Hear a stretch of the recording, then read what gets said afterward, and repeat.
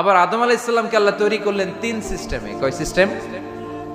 System number 1, মাটি নেয়া হলো। যেহেতু খালিকুম বাশারাম মিন তিন, মাটি থেকে তৈরি, এই মাটিটাকে কোরআন বলেছে তিনুন লাজিব, এঁটেল মাটি। কি মাটি?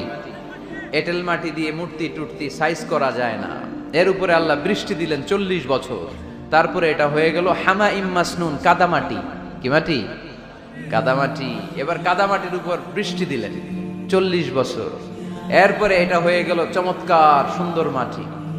এর উপর আল্লাহ সাইয়েদনা আদম আলাইহিস সালামের 60 হাত লম্বা কায়া বানালেন, দেহ।